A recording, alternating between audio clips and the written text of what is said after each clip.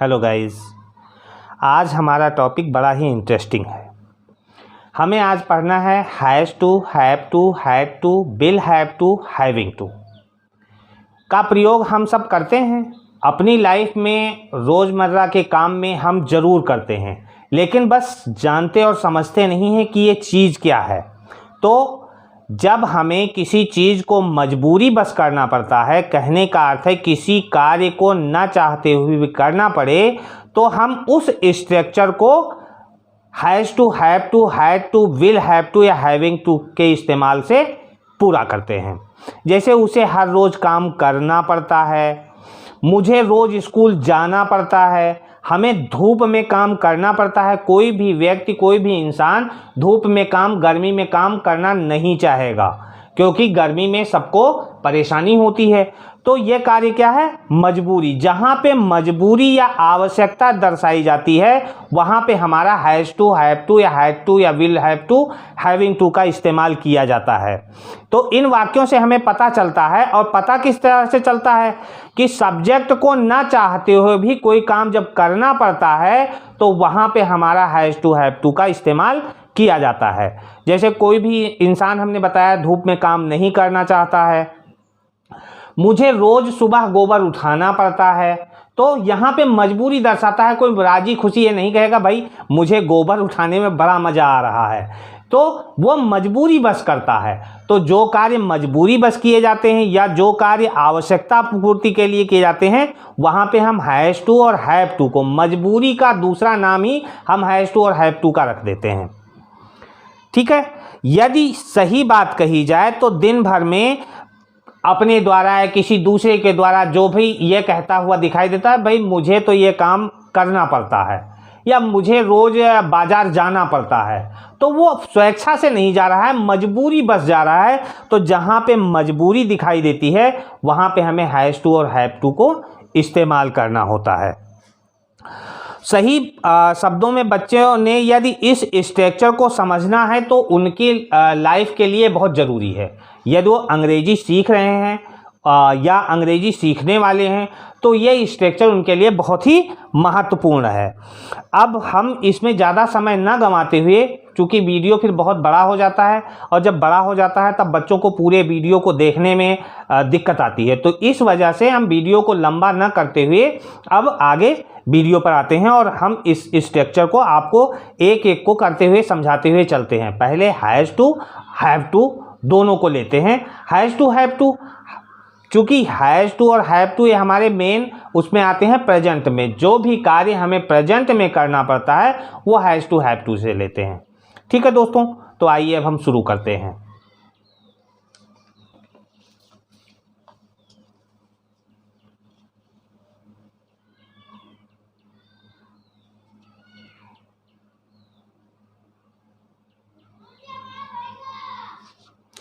अब ये देखिए, मुझे बाजार, has to, have to, has क्यों लाते हैं भाई? हैव टू से काम क्यों नहीं चल सकता? तो जिन्होंने हमारी पिछली वीडियो देखी थी, हैज़ और हैव का प्रयोग कैसे किया जाता है, हैव, हैज़, हैव, हैड के प्रयोग के बारे में मैंने पिछली वीडियो में आपको बताया था, वो इसे देखते ही समझ जाएंगे। जहाँ पर भी सिंगुलर नाउन्स आते हैं, ही, सी, इट या किसी का नाम आता है, तो हम हैज़ को यूज़ करते हैं, और यू, वी, दे, आई या प्लूरल नाउन्स आते हैं, वहाँ पर हम हैव टू को यूज़ करेंगे। अब हैज़ टू और हैव टू कब करना पड़ता है? करना जहाँ पे पड़ता है या करना है, यानी कि प्रेजेंट की बात जहाँ पे होगी और वो मजबूरी में होगी, वहाँ पे हम हैज़ टू या हैव टू का इस्तेमाल करेंगे। जैसे हमारा पहला सेंटेंस आता है कि मुझे बाजार जाना पड़ता है, तो हम इसे बनाएंगे I have to go to the market. मुझे बाजार जाना पड़ता है या मुझे बाजार जाना है, दोनों का मीन्स एक ही है, I have to go to the market. हमें खाना पकाना पड़ता है, तो वी हैव टू, वी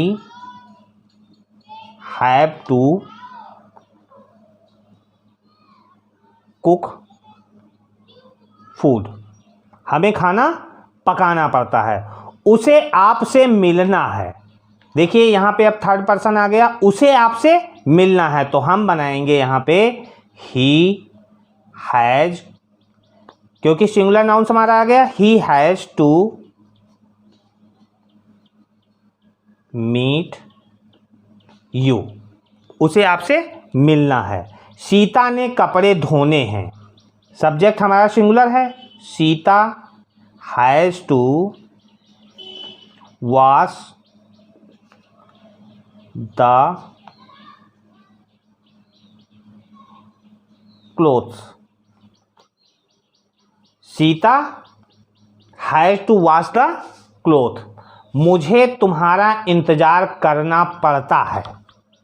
मुझे तुम्हारा, जहां पे बताया है मैंने मजबूरी की बात जहां पे आती रहेगी वहां पे आपको हैज टू हैव टू का इस्तेमाल करना है सब्जेक्ट के अनुसार। सब्जेक्ट सिंगुलर है तो हमें हैज टू को यूज करना है, सब्जेक्ट हमारा प्लूरल है तो हमें हैव टू को। अब मुझे तुम्हारा इंतजार करना पड़ता है, ठीक है, या हमें तुम्हारा इंतजार करना पड़ता है। मुझे के लिए आई और हमें के लिए वी लगाओगे, ठीक है। मुझे तुम्हारा इंतजार करना पड़ता है तो I have to wait for you, मुझे तुम्हारा इंतजार करना पड़ता है। अब हम, ये तो हमारा पॉजिटिव सेंटेंस हो गया। पॉजिटिव में हम बनाते हुए जैसे चले आए, सीता ने कपड़े धोने हैं, Sita has to wash the cloth, मुझे तुम्हारा इंतजार करना पड़ता है, I have to wait for you. अब निगेटिव में इसको किस तरह से बनाएंगे इस पे ध्यान देंगे। मुझे बाजार नहीं जाना पड़ता है, तो पीछे भी हमने बताया था आपको हैज़ और हैव का इस्तेमाल जब किया था तब भी आपको ये स्ट्रक्चर हमने समझाया था और बताया था कि इस तरह के स्ट्रक्चर में आपको किस तरह से कार्य करना है या सेंटेंस किस तरह से बनाना है। मुझे बाजार नहीं जाना पड़ता है तो क्या इस तरह से इसे लिखोगे, I have to not go to the market, wrong माना जाएगा। आपको चूंकि ये प्रेजेंट इंडेफिनिट टेंस के वाक्य के ऊपर बना हुआ है, मुझे बाजार नहीं जाना पड़ता है, तो आप लिखोगे I do not have to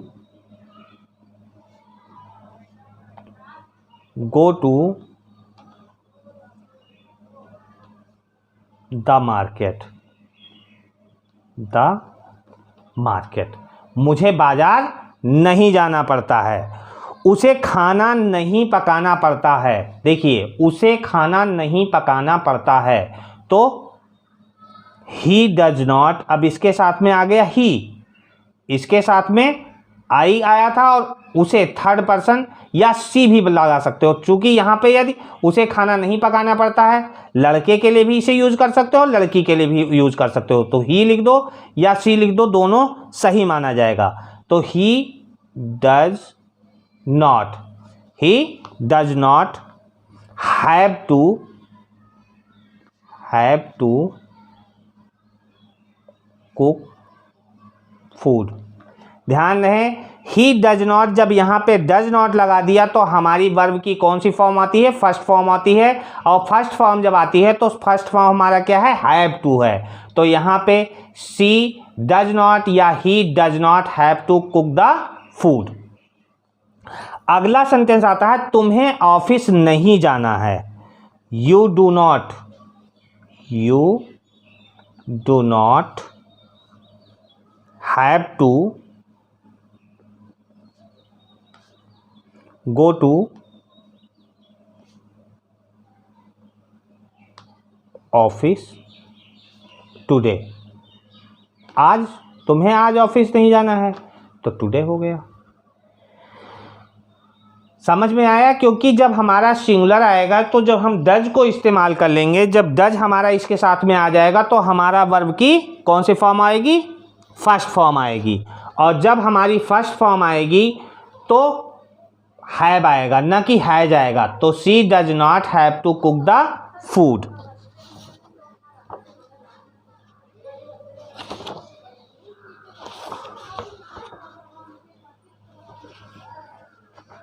आगे आते हैं। अब हम, ये हो गया हमारा। अब हम चलते हैं किस पे, इंट्रोगेटिव सेंटेंस पे। हमने पॉजिटिव बना लिया, निगेटिव बना लिया, इंट्रोगेटिव सेंटेंस किस तरह से बनाते हैं अब हम इसके बारे में आपको बताते हैं। क्या तुम्हें आज स्कूल जाना है? क्या तुम्हें आज स्कूल जाना है? Do you. इंट्रोगेटिव बनाते हुए इस चीज़ का विशेष ध्यान रखेंगे, डू यू। अब इसके बाद में हैव आएगा, have to go to school today. क्या तुम्हें आज स्कूल जाना है? Do you have to go to school today. क्या तुम्हें आज ऑफिस जाना है? सेम वैसे ही, do you have to go to office today. क्या तुम्हें ऑफिस जाना है? क्या उन्हें खाना पकाना पड़ता है? तो डू बना दीजिए इसे, डू। दे हैव, उन्हीं के लिए दे आ जाएगा, they have to cook food. मुझे तुम्हारा, यदि हमने पीछे भी बताया था आपको कि जब क्या, क्यों, कब, कैसे ये वाक्य बीच में आते हैं तो इस तरह के स्ट्रक्चर वाले वाक्य आप किस तरह से बनाओगे तो हमारा अगला सेंटेंस बिल्कुल ऐसे ही आ जाता है, मुझे तुम्हारा इंतजार क्यों करना पड़ता है, या मुझे तुम्हारा इंतजार क्यों करना है। सेंटेंस हम बनाएंगे तो इसको जब ट्रांसलेशन में परिवर्तित करेंगे तो why do I have, why do I have to wait, इंतजार, फॉर यू। सेंटेंस आपका लो बन गया, why do I have to wait for you. मुझे तुम्हारा इंतजार क्यों करना पड़ता है? क्या तुमने आज ऑफिस नहीं जाना है? क्या तुमने आज ऑफिस नहीं जाना है? शॉर्ट में भी लिख सकते हो डोंट या do not. You have to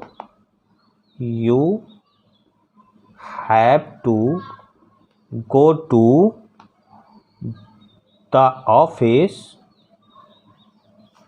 today. हमें रविवार को स्कूल नहीं जाना पड़ता है, तो वी डोंट या we do not have to go to school. अब यहां पे देखो ऑन संडे हो जाएगा, हमें रविवार को स्कूल नहीं जाना पड़ता है। क्या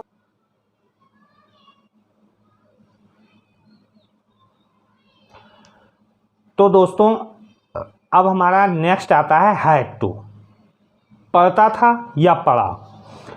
देखिए, जिन हिंदी वाक्यों के अंत में ना था, नी थी, ने थे और ता था, ती थी, ते थे इत्यादि लगा हो, तब हम हैड टू का प्रयोग करते हैं या यूज करते हैं। सेंटेंस हमारा जैसे आता है, मुझे बाजार जाना था, I had to go to the market. हमें खाना पकाना पड़ता था, we had to cook food.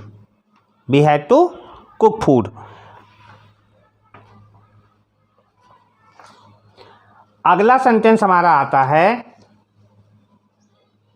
मुझे उनके साथ खेलना पड़ता था, I had to play with them. उसे अपने घर छोड़ना पड़ा, उसे अपना घर छोड़ना पड़ा, he had to leave his home. इसका निगेटिव सेंटेंस, मुझे बाजार नहीं जाना था, तो तो I did not have to. अब देखिए यहाँ पे डिड नॉट के साथ में हमारा हैव आया, क्योंकि हैव हमारी फर्स्ट फॉर्म है। और जब हमने पीछे भी पढ़ा था कि पास्ट इंडेफिनिट टेंस में जब वाक्य बनता है तो डिड के साथ में वर्ब की फर्स्ट फॉर्म आती है। तो I did not have to go to the market. हमें खाना नहीं पकाना पड़ता था। We did not have to cook food. तुम्हें स्कूल नहीं जाना था। You did not have to go to school. तो हमारा इंट्रोगेटिव आता है, क्या उन्हें खाना पकाना पड़ता था। Did they have to cook food. क्या तुम्हें आज ऑफिस नहीं जाना था।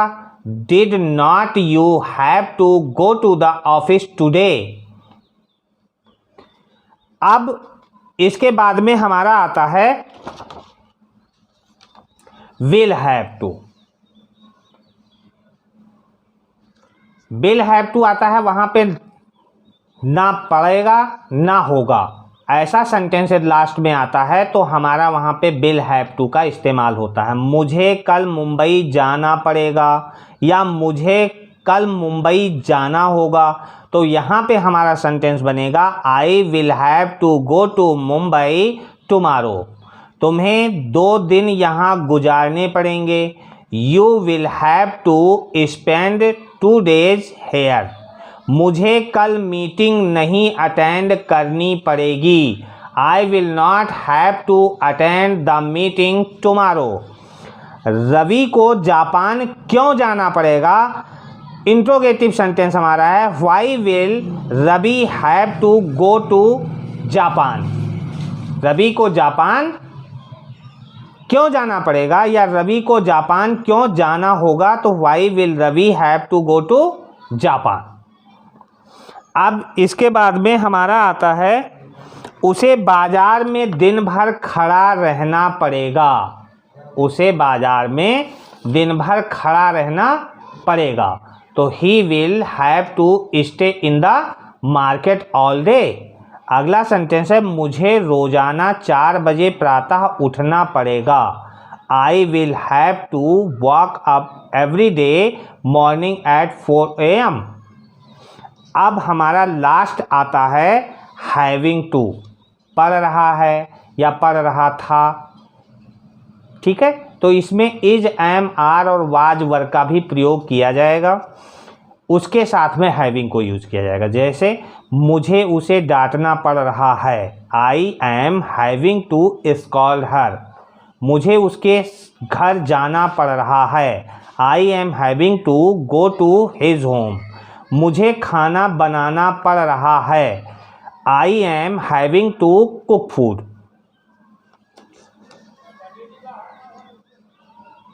उसे दवाई नहीं लेनी पड़ रही है।